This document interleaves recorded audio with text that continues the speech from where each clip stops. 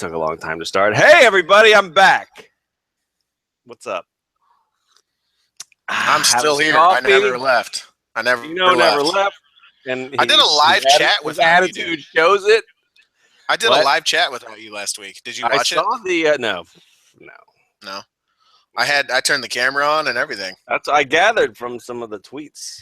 Yeah, people were like really cool. Like, you should show your face more often. I'm like, why? What is even you're not watching this to see me. What made you decide to show your face when I was not here, Sweetums? Well, so it's a couple. Well, here's the thing. It's a couple factors, right? So people even noticed too. They were like, Geno sounds different. Like, why is his voice sound different? That's because the video was on. The quality of everything gets fuckered the more. The more we do.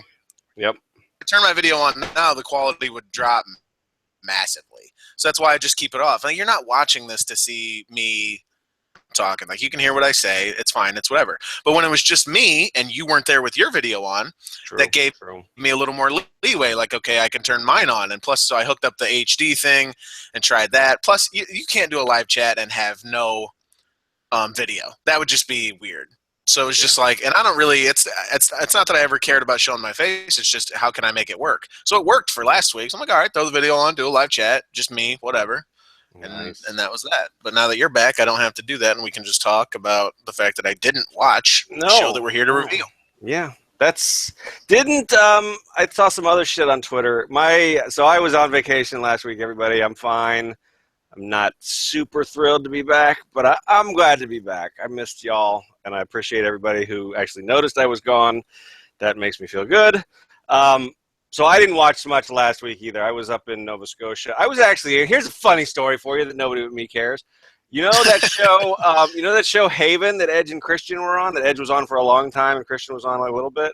Mm-hmm. It was filmed in the town where we were staying.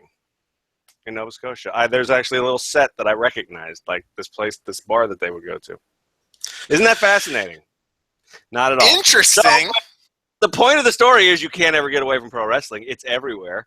And I don't even remember where I was going. Oh, I didn't see a whole lot of stuff. I only had we didn't have Wi-Fi at the place where we rented, so we'd go into town and I'd get it on my phone and check some shit. So I had very intermittent access, but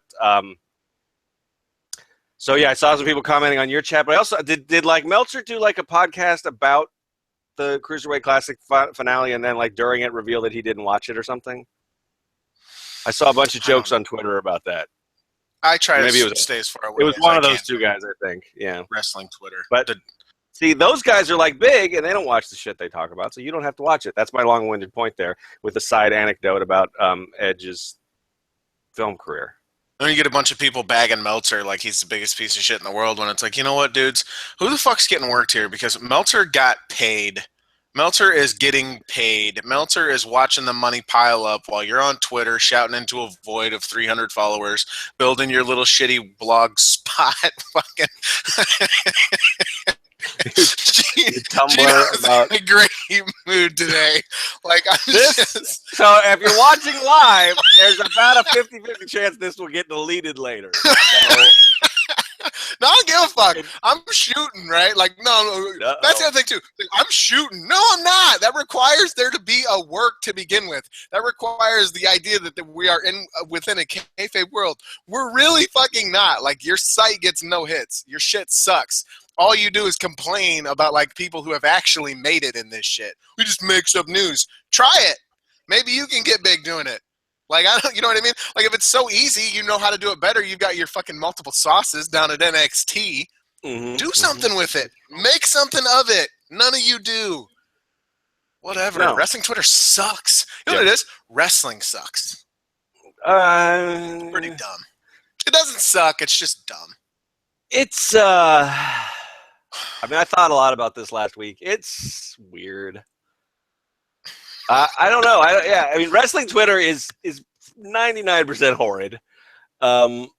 Yeah, it's mostly just people. Well, it's like all Twitter though. It's like politics too. It's all just people yelling at each other. I have never seen a Twitter exchange or a comments exchange. And we've had some shit here in the comments recently, like little fucking fiefdoms popping up, like we're cooler because we hang out in this post than you. Fuck you. You're all nerds. I'm a nerd. We're all fucking nerds. Deal with it. But I've never seen a Twitter conversation, a comment thread conversation where like two people disagreed and then they yelled at each other about it, and then one person went, "Oh, you're right, I changed my mind." It's completely pointless. Like all you like, and the people on Twitter, the people who annoy me the most on Twitter these days are the people who get mad, are like, "Oh, you whine too much. You whine too much." Shut the fuck up. That's not constructive. Like, tell me why my complaint isn't good and why your point is better. Don't just complain. All you're doing is complaining. I just hate it. I'm back. Yeah. So that's Welcome back. so I'm trying. I'm actually, if I am not responding, like some people were tweeting at me last night, I'm trying to just do like what I think most. Like, I'm not a celebrity. I'm not trying to pretend I'm big. I don't even have like 2,000 followers, but I do get some shitty stuff tweeted at me and DM'd at me and stuff because my DMs are wide open. Yeah. Slide on. Samesies. So I'm just not trying. I'm just trying to not engage. I'll make my little jokes, and that's it. I have my own Twitter now. I started my own Twitter. Oh, did you again? It's a football season thing, isn't it? See, no, I missed that when I was. No, it was partially the same thing we're talking about here, where it's like it's a personal space where I'm trying to make it to where it's not like Geno from Cage Side. It's just like me. Like it's a personal space for me to say shit that I want to say or need to say or feel like whatever. I can just be. Here's where my sort of world can be, and it's like I promoted it via Cage Side just to get the word out or whatever. But it's and you don't follow me, so that's fine. I will. I don't. No, don't do it. I don't care. Don't do it. It was whatever. No, but yeah. So it's yeah, dude. It's this. You complain too much. You whine. It's not constructive. It's all these things. Like who the fuck says we need that? Who determines these things? Like who is it that's sitting here and saying, you can't be this way, or you watch wrong because you do this, or you do this because of it's like none of those things are right. None of them. Like you can kind of inherently understand that whether or not someone is a trash fire human by how they act, but at the same time, your definition of trash fire human is probably different than literally everyone else within the same room that you're in. If you're in a room of 10 people, everyone has a different standard for what's good and what's bad in wrestling, in life, in anything, in politics, any of it. So I guess that's what makes life interesting. I guess. I mean, I just don't know. I mean, like, I like to have debates about shit. I mean, that's, we disagree about half of what we watch. And I don't know. I mean, maybe it's just a matter of media. Maybe the fact that we get on here and actually can have a conversation between each other makes it different than trying to fucking yell into the void of 140 characters or, a comment or whatever. I don't know. I'm just completely worn out on. I don't know. I don't know what the point of Twitter is. It doesn't make any fucking money as a business. No, it doesn't. I don't know what the point of it is. I don't know anybody who like gets on there and feels better about themselves when they're done. I mean, I guess the people who have like really good boundaries about it, who like look like they like keep their follow list, people who like sort of are on the same wavelength as them, and they don't. The internet has created a really. We're not even talking wrestling, and I'm sorry for that, but I'm really not that sorry. Fuck you. No. The internet has created this really interesting like thing where it's like so this has been my job for over 5 years now. I really don't even know what would I do if I didn't have it. Like it's a strange thought to have. Like I'd go get a job and do it. I don't even remember how to meet people in a normal way that isn't like all the people I meet are online. Like, because I'm online all the fucking time. Like, we had to talk about this just the other day, just last night or whatever. It's like, it makes sense that you would meet people and, in my case, even have dated people and become friends with people. And I think you've done meetups and stuff with people, right? Like Rev, who became a staff member, like Jolie, Kane. Like, you just, like, it gives you access, essentially, to everyone everywhere. Whereas before... you're in Baltimore, I'm in the Quad Cities. I just have access to whoever's around me within the distance that I decide to travel. And then you can't just strike up a conversation with a stranger in a diner. I mean, you could, but it's just a different barrier for entry, essentially. It's like just a different way of communicating with people. And this way, it can be a very good thing because you can meet fucking truly wonderful people who are I'm currently going through a hard time with some things in my life, and I fine via just talking about stuff or even through Cage Side, people in the threads at Cage Side. Like There are people who exist in my world now who didn't exist there before, who are extremely helpful, who hit me up and are like, hey, how you doing? And we talk about things, and it's like, hey, it's a really cool, good thing to have. Helps you get through difficult times or make you smile, that kind of stuff. That's a good thing. Mm-hmm. It's also, however, the other side of it is everyone can be whichever way they choose to be, however they want to be. They can tell you as many lies as they want to tell you, and it doesn't matter. They can just hide behind whatever they need to hide behind. There's no accountability for anything ever. And that's maybe not a bad thing because then you also get that sort of leeway. But at the same time, do you really want it? I think it amplifies in so many ways all the worst qualities within human beings.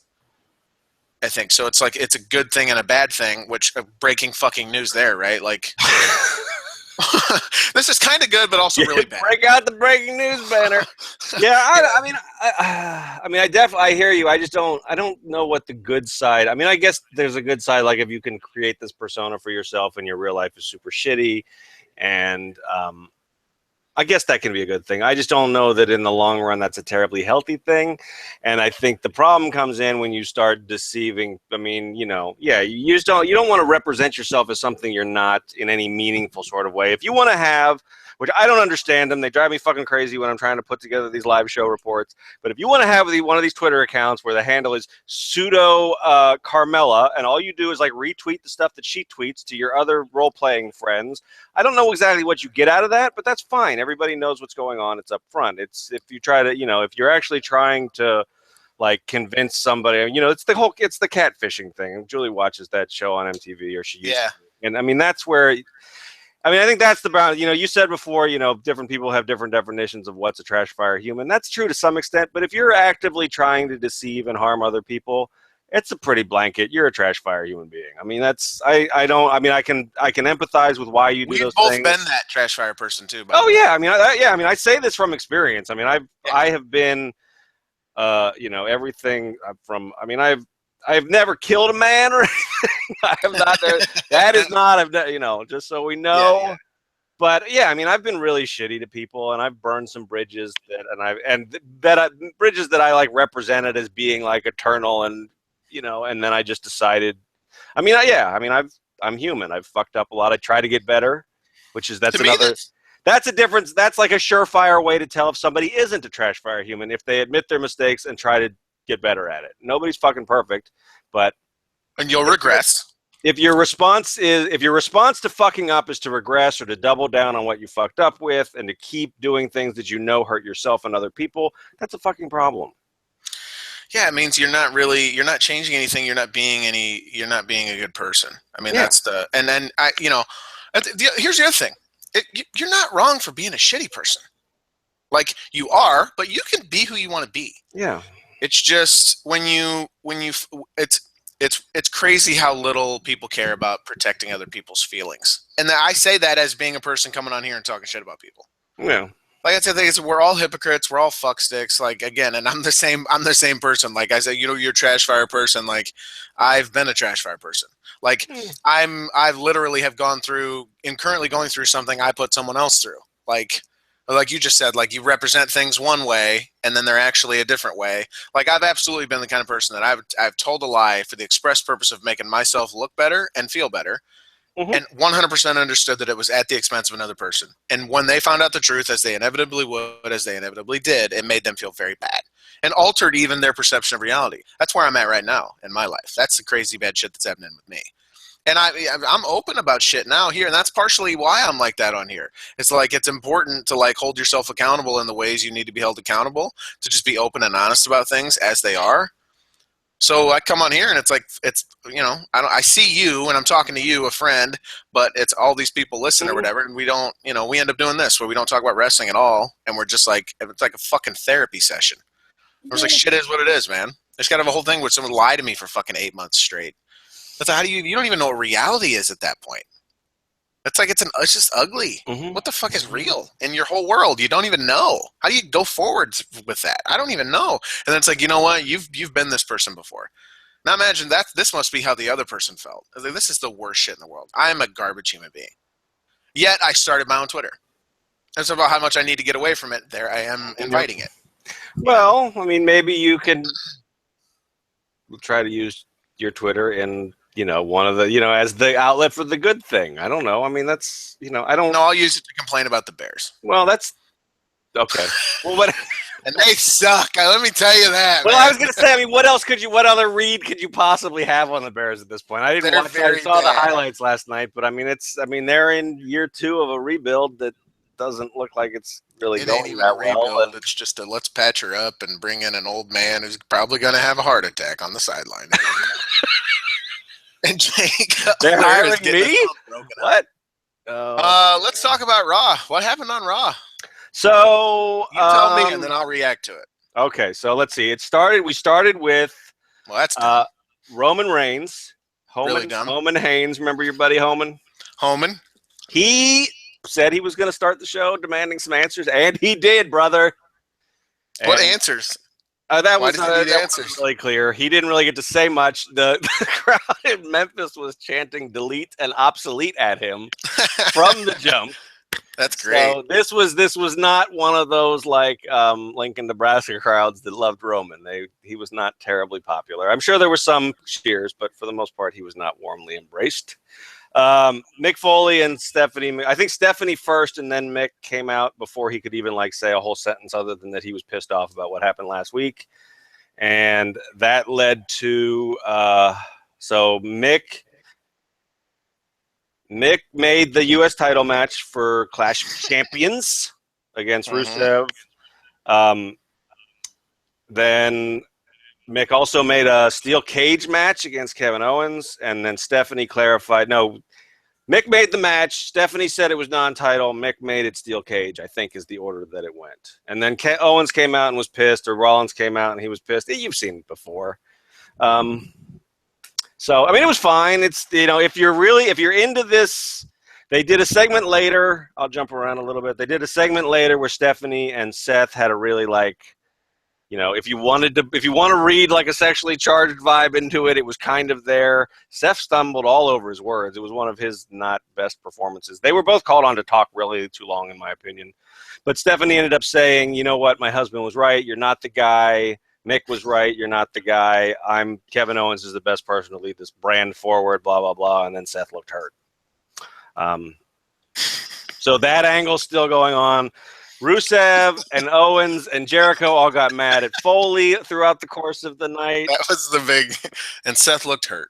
Yeah, it was. That was they're not exactly turning him babyface because, I mean, I don't know what they're doing. He's Seth. You know what? I downloaded poor little Sethy. What? I don't even want to talk about this, do you? Who gives a shit? I downloaded an app. Just now?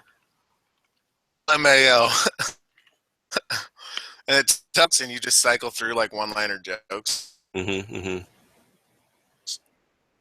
says, you're reacting, and I'm like, hang on. It says, I named my hard drive Dad Ass. So once a month, Mike want to. That's funny to me, dude. I think you did. I think you are downloading it now because I couldn't actually. I heard that you named your hard drive Dad Ass, and then I didn't. It says, I named my hard drive Dad Ass. So once a month, my computer asks if I want to back. Oh, back that ass up. Mm. Mm-hmm. That's all. Good. That's good stuff. That's all right. No, seriously. So I'll get rid of that.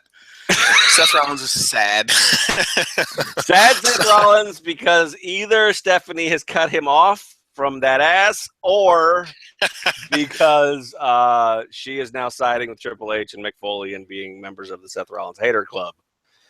Is that like the He-Man Woman Haters Club? Kind of, yeah, but different. Seth had his punishment match with Rusev. You remember that? You wrote about that over the weekend. I wrote about that. Ridiculously dumb idea. That happened. Yes, there was no clarity shed on why that was a punishment for either man, and it ended in a double count out. So none of that mattered. See, you're explaining it all. What happened? You're like, wait, this is so dumb. I mean, I knew as I was watching it that was. I mean, that. Yeah. So. Stupid to end all stupid.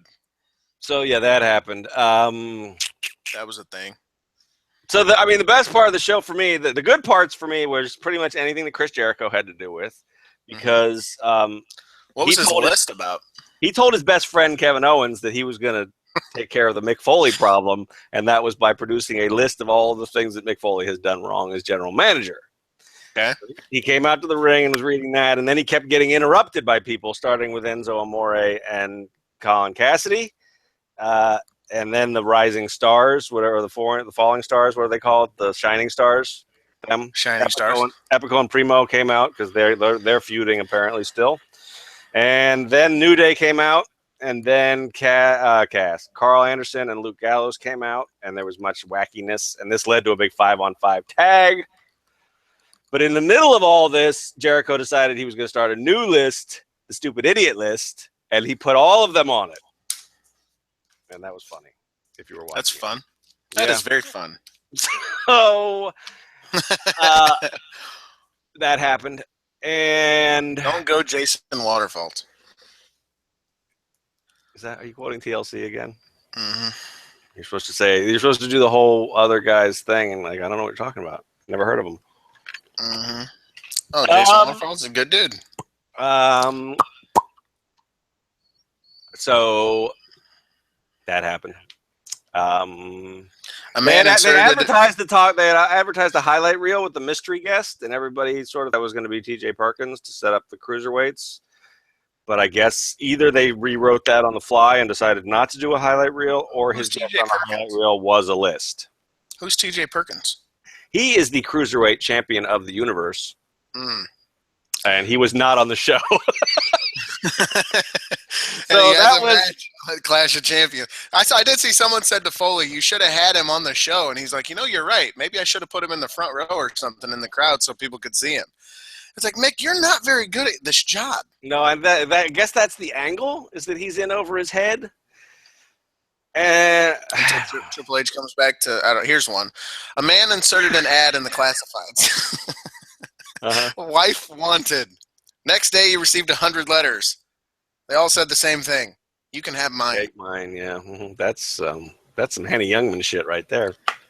What's the difference between your job and a dead prostitute? Your job still sucks. Yeah. Oh, shit.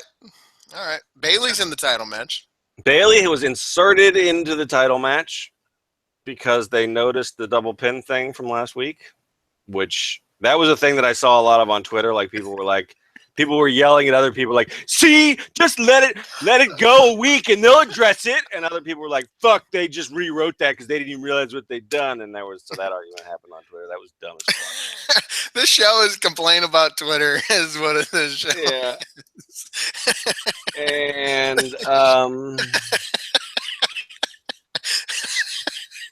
and they had a match where Bailey got pinned. So that happened. This is the end of Cage-Side Live. We clearly are done. We don't want this anymore. Here's one. I'm going to start doing. Cage-Side Live is going to be replaced by all Facebook video all the time. I'm just going to live stream my entire life on Facebook video. Here you go. Here's one. Yes. My wife ran off with my best friend. Sure miss him. That's an old joke.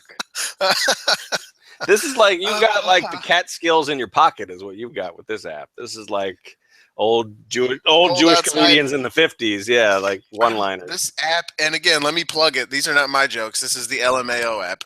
Here's one. It's so cold outside, I actually saw a gangster pull his pants up. Ooh, that's kind of a bad one. That's hashtag problematic. She was hot until she passed out at a frat party and woke up with more clothes on.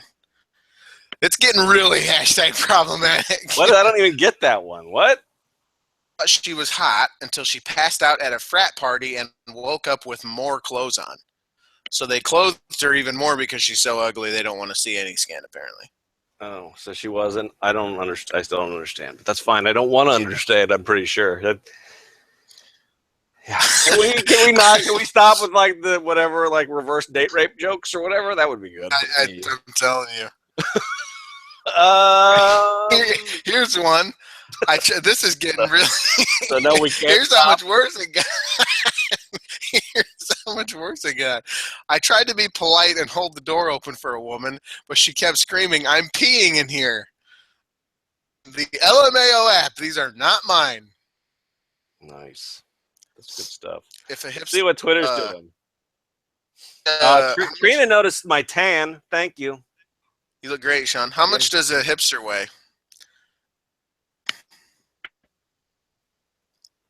Here's one. Oh, wow.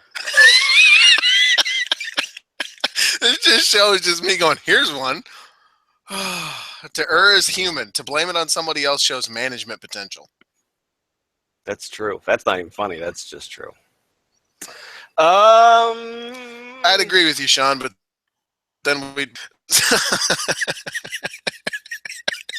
That one's pretty good. All right, I shut it off. All right. Wrestling, Clash of Champions, Kevin Owens. I can't. So here's the thing. Well, I'll just present to you. Have you read Kyle's recap? Do you know what happened in the main event? Nope. Okay, so the Universal Champion Kevin Owens, champion of the universe, in fact. Champion of the universe, Kevin Owens, lost to Roman Reigns. He lost by narrowly escaping the cage after Roman Reigns. But he did lose the main event. Official in the record books, lost going into Clash of Champions, his first title defense of the Universal Champion. Against Seth Rollins and not Roman Reigns. Right. So, what do you think about that? Well, it sounds dumb as hell.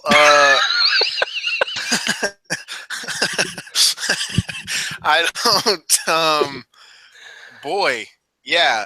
Again, so this is what's funny is when you don't look and then it's explained to you. It's even dumber than when you're watching.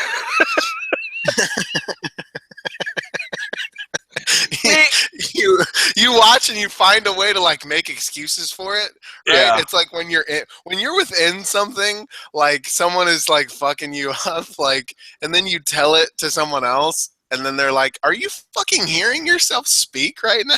Like, you know how batshit insane this sounds. Yep. Yeah. So that's what that sounds like to me. Like he got beat by a guy who's wrestling for a title underneath his title, the U.S. title. Mm-hmm. And the dude who he is wrestling is apparently just sad. Well, he's sad, and then he came back. So after that match ended, Rusev came down and brought a chain and a lock that he just had with him at ringside and locked Roman in with Kevin and Rusev, and they were putting the boots to him, as they say in the business. And Seth showed up and did a suicide dive off the top to save Roman, but he really just wanted to get at Rusev and Owens, I guess, so it wasn't set up. That's why they're like playing with this: is he a babyface? Isn't he a babyface? Because he didn't rescue Roman exactly, but he did. But that wasn't his main intent. They didn't do what you predicted, the tag team play a main event, but they kind of did it anyway. They got there a different way, and I guess that was the dark match, was Roman and Seth versus Owens and Rusev. So they did get there, just not on TV. Yeah. Well, I mean, Seth's been more overtly babyfaces on the house show, right? I mean, he's shaking hands with Sami Zayn, and so. I do like how they they're seemingly stop caring about like babyface versus heel stuff, because it's just they should just react naturally to situations, and we should let it play out that way. Throw a twist in there, a plot turn in here, whatever. That's better for me. To me, yeah, I think there's certain characters that I want to stay true. I mean, like, I want Bayley to be a babyface. I like the way Charlotte plays a heel. I don't need her to be a tweener. She's a good, she's great as a chicken total shit shithead. heel. I mean, total shithead. And if people like her, if people want to cheer for her, I mean, because that's the thing. I mean, we live in a society where, like, so the biggest shows on TV are like the most interesting characters are the villains, and that's who people follow. So if you want to cheer for them, I guess that's fine. But I don't want everything to be shades of gray, because that gets kind of boring. But I agree. I don't know that it's shades of gray, but I feel like you can just. Well, I think with Seth it really kind of is, because they're not trying to do away with the fact that 3 weeks ago he was bragging about injuring people. He's just realizing, I guess it's sort of a slow burn turn, that he's realizing that all these people who he thought had his back are really just dirtbags, and maybe he'll slowly realize he was a dirtbag, or he'll just stop acting like a dirtbag quite as much. But I mean, I don't know what they're doing with Roman. The thing with Roman is really frustrating. Because one thing, if you watch that match, it was another good match. He's fun to watch wrestle, and he and Owens have good chemistry together. But one of my complaints about the ending is I don't think it helps Roman at all to have him win that, because it's just everybody who's like, oh, they're just going to push him down our throat. You just gave him another piece of evidence that yes, that's exactly what they're going to do. So, I don't know. It's weird. It's like, when people say wins and losses don't matter and shit, but if somebody doesn't watch it, to the casual fan or somebody who didn't watch, you just hear, oh, Kevin Owens lost to Roman Reigns. Don't have the fucking match. Well, yeah. You know what I mean? Wins and losses don't matter. Then just run angles. I'll go with that. I'll go to a movie and I don't need to see like a climactic fight scene. But they get so much fucking television to fill. What else are you going to do? I feel like they would prefer to not do matches. I bet Vince would. It'd probably make for a more compelling product. What are they going to do? What would you have them do for 3 hours if they didn't? It's really not all that different than what they do now. That's true. Just without the meaningless matches and the wins. Can you think about that? You really consider the fact that an executive, or not an executive, I'm sorry, but a producer, an agent, an employee, well, not even an employee, well, I guess contractor. A dude at WWE who works for WWE literally got on Twitter and was like, wins and losses don't matter. Yeah. You're selling matches where the outcome is supposed to matter. I'm supposed to care about who wins the match. If you're telling me wins and losses don't matter, then I don't care who wins the match. And I get really sick and tired of this thing where it just becomes, oh, well, it's just a heel who's working a gimmick and he's trying to get heat, and it's different because it was the bad guy that said it and whatever. Like, no, you devalue the shit when you do that. And then they devalue it with the 50-50 booking, and they devalue it when they fucking have their Universal Champion, which is still the dumbest thing on earth. Mm-hmm. Yes. And in the universe. They have him lose to a guy who's challenging for the U.S. title, the title underneath his, that what's supposed to be, theoretically. Right. And it's just, how does that make any sense? How? I don't know that you can do the UFC thing where they don't, they can't touch each other until they get to the cage. Just press conferences and throw some water bottles at each other, I guess, and talk some shit, do a stare down and try to look tough. Keep looking at your opponent for a long time as he turns to do a regular stare down, and then get your fucking shit pushed in 2 minutes and 14 seconds in the actual fight. I mean, but I don't know. Did you watch the Punk fight? No. You didn't see any of it? You read about it. I read it about it on CagesideSeats.com. Right on. Good plug. Where everyone already is. No, I didn't. I mean, it was pretty much what I expected would happen. Mm-hmm. And I thought he handled himself well. I think he needs to ride off into the sunset and go work some regional promotions and shit if he's serious about sticking with it.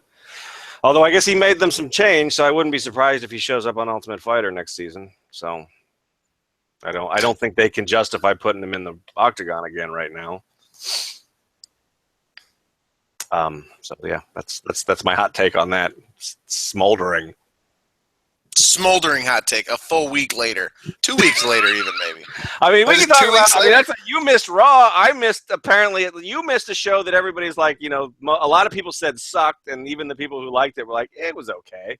I missed Punk fight. I missed the apparently Backlash was like fucking Nirvana on television, not the band, like the actual experience. Yeah. Yeah. So I missed that. I missed, I don't know, everybody loves Smackdown. I missed the Cruiserweight Classic finale. Slater and Rhino, just force of nature. Mm-hmm. Just, those two are phenomenal. Nice. Well, they beat the Ascension, so. Yeah, Alexa Bliss versus Becky. I mean, that's good. SmackDown's got a lot of good stuff going on right now, I guess. So what do you think about this? So we were talking about this in the cage side offices last night while you were off having a few brewskis watching the Bears get their ass pummeled. Sorry. It's fine. It is what it is, brother. Yeah. Things are what they are. Tell the fucking truth in this shit. Well, they hung in there for a half. I mean, what was it like? Was it like 9-7 at halftime or something? Yeah, it looked like there was maybe a chance that they'd be decent, but I mean, at least last year we were losing by 3. This year it's. Well, You you know, they're ran into losing. that Carson Wentz is a fucking buzzsaw, apparently. The Steelers get him next week. I'm nervous. Apparently, he's the second coming of, Boomer I'll tell you this: Esiason. he's really good under pressure. Like you get a Well, we dude in don't his put any face, and pressure on anybody, so that's that's fine. He won't know what to expect.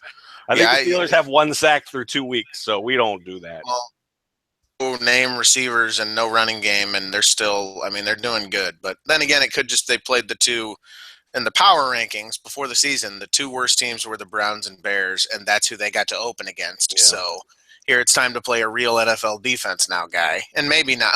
That's the thing about the NFL. Everyone fucking sucks. Yeah, I mean any given Sunday, blah blah blah. Except for the Patriots, who apparently, you could just give Bill Belichick the cheerleaders, and he would probably beat playoff teams. So anyway, that's football. Yeah. What were we talking about? This cage side offices. Me and Kyle and Rev and Kane were hanging out in there last night, and we said some shit. I have no idea what I was talking about, so I can't remember what it was that we said. How you doing? I'm trying to remember. It's not. I got distracted thinking about. Hey, there's a cat. Fuck. What the hell were we talking about? I don't. Oh, were we? I don't know. Let's talk about this.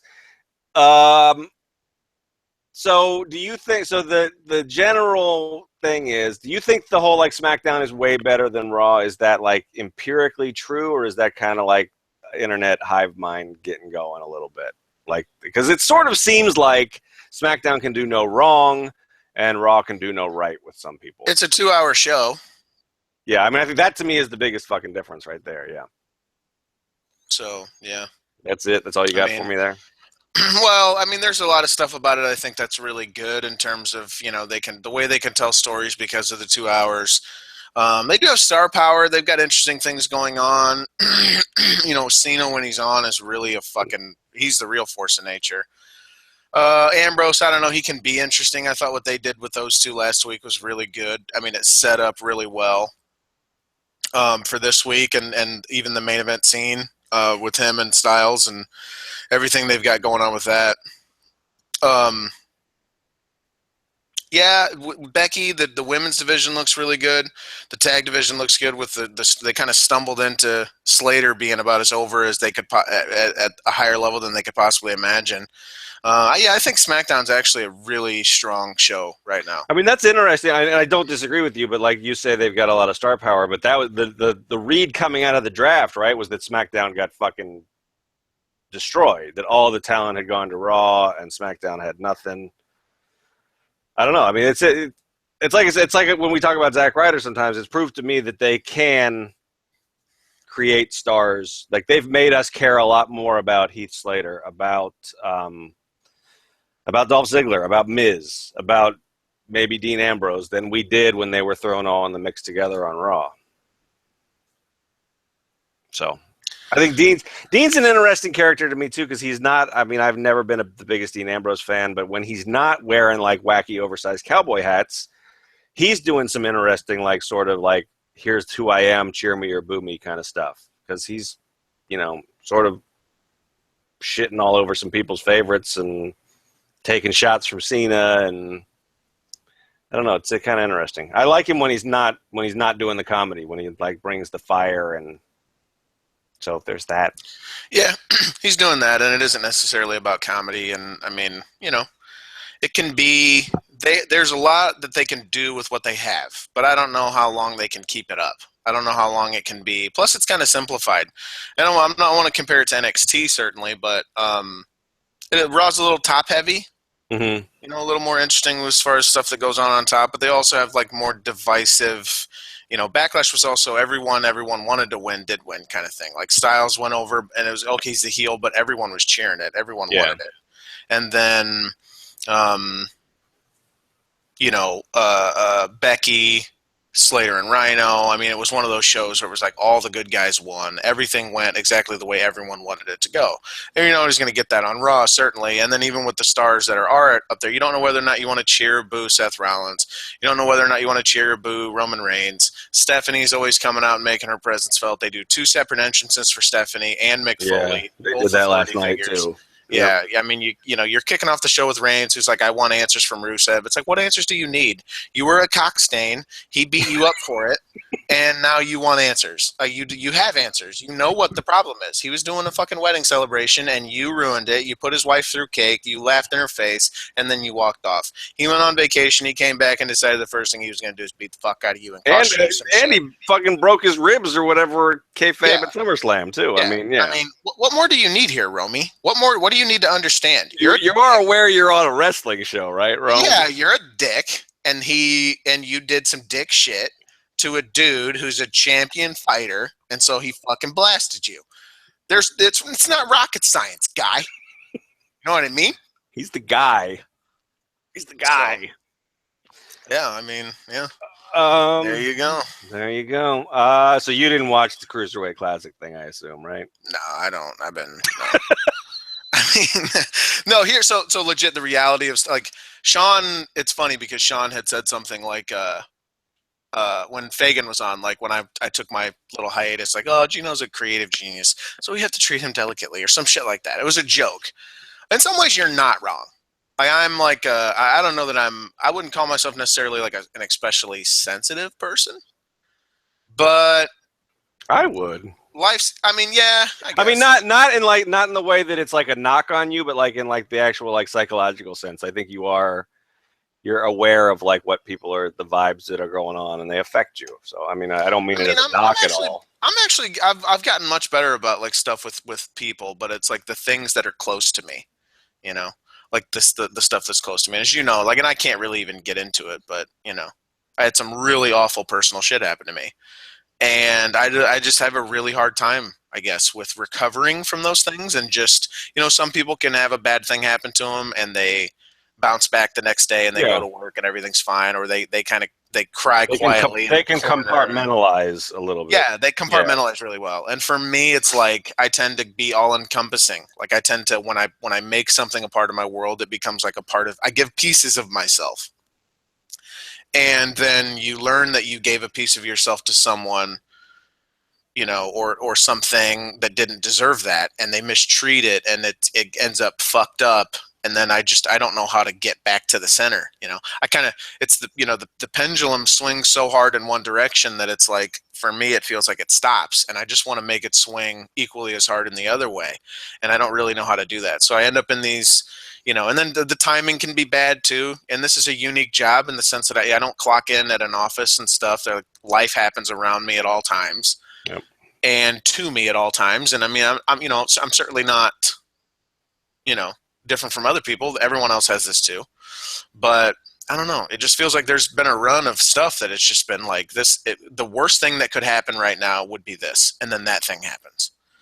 And so it's just like, and that's kind of currently where I'm at. I woke up today. I can't sleep. I'm having a hard time eating. Like I'm kind of a wreck of a human being. So I'm not, when it's, you know, the Bears are on, I'm like, oh, I'm going to try to forget my troubles and just watch a Bear game. And cool, Decker's going to do the recap, and Sean's back to take care of breakouts and all that stuff. It's like, right on. And then the Bears get fucking destroyed. Jay Cutler injures his thumb. You know, that's all bad news. And then there's more bad news here. And then, you know, just make, you know, then you end up in a position where like you can see why people do the dumb shit they do sometimes, because you get into a place where you feel so awful that it's like, here's the decision that would be bad to do, and but maybe it'll make you feel better at the moment, you know, and then here's the long-term decision that's good, and what do you do there? So I don't know. And then I end up on here, and this is why this is partially why I did the hiatus, because I knew if I come on here, this is what's going to happen. We're going to talk about my problem. And I'm surprised you did the Q&A last week. That was a good format for. I was trying really hard to power through what was going on, and like people knew, everyone knew. Like, it was clear from like, here's what happened. I'm not joined by a certain someone. There's a good reason for that. Guess what the fuck it is? Like, you know what it is. Like, everyone fucking knows what it is. I didn't say it out loud. And I'm not going to say it out loud here because it's not my truths are my truths, and it's not my place to put someone else's truths out there. But I can't lie about what's my shit. You know what I mean? Like, I'm not going to put anyone else's shit out there. Fine. But my shit is my shit, and it's mine to fucking say. And it was really hard for me not to just be like, here's what's going on, dudes. Like, because that's, like I said, that's how I learned to deal with stuff. That's how I learned to better handle stuff. Like, don't lie to people. Don't be shitty. Don't be deliberately shitty via deceit. And, you know, we're not in the fucking CIA. You know, it's not like, I mean, you're fucking with people's feelings, man. You're fucking with people's lives. Like, I am literally a different person today than I was a week ago because of some shit that I found out because someone fucked me over. As hard as you can possibly fuck a person over. Like, that's fucked up, man. So but, you know, it's like, well, Sean's gone, and I had promised we would do something. You can't not deliver on a promise. You have to do something. So I'm like, I'll get on here and I'll talk, and maybe I'll take my head off some shit, whatever. And everyone's been so supportive. People have been so cool. I hope you get through what you're going through. I hope things get better, all that kind of good stuff. And I know they will, because that's what happens in life. You just go through it, and hopefully you don't make too many dumbass decisions along the way while you're hurting, and you get better. Life gets better. Time passes and everything eventually will be okay. But in the moment of it, the pain that exists there is just unbearable, dude. It's unbearable. It just sits there like a fire and just fucking eats you alive from the inside out. That's how I feel. And again, here I am. Here's the truth as I know it. You know, I've been shitty in the past too, so maybe that's what it is. Maybe it's penance. It's just I don't know about all that. You're the one that doesn't believe in God and stuff, so I don't know how you get in that. Well, it's karma, maybe even, or whatever you want to call it. Like, you have done something similar to this in the past. Now it's your turn to go through it. And it's like, now you know how awful it is. And I never went to. It wasn't this level of bad that I was, certainly. Like, I really can't even describe how bad this is and how awful to have happened to me. And not even like pity me, but just like, it's, you know, life is life, and people are fucked up. They really are. And I'm fascinated by that. Like, that's what sucks too, is like, there's a part of me that's just the psychology of it. It's just, I like talking to people. I like learning about people. You know, show me your scars. I'll show you mine. You know, it's interesting to me. But when it becomes, you know, don't destroy my fucking essence, like my soul, you know, that's what happened. So that's where I'm at. Hopefully this will be a much brighter note. I'll actually watch the shows next time, I promise. Well, I'm going to watch Clash of Champions and cover Clash of Champions. I got no reason to watch the Bears game next Sunday night. Come on, you got Dak Prescott. You got to see what this kid's all about. I'll throw it up on the TV and have the network on, and I'll just, in the background, I'll see the destruction. The Bears are going to go 0-16. It's going to mirror my life. They'll win some. They'll beat the Packers. They'll go 1-15, and they'll upset the Packers one week just because. But we promise the next show will be about wrestling, and it won't be therapy, and we won't talk about Twitter trolls, and we won't talk about people being mad. I don't promise to not talk about Twitter trolls. Okay, that was a lie. See, I just told a lie to everybody.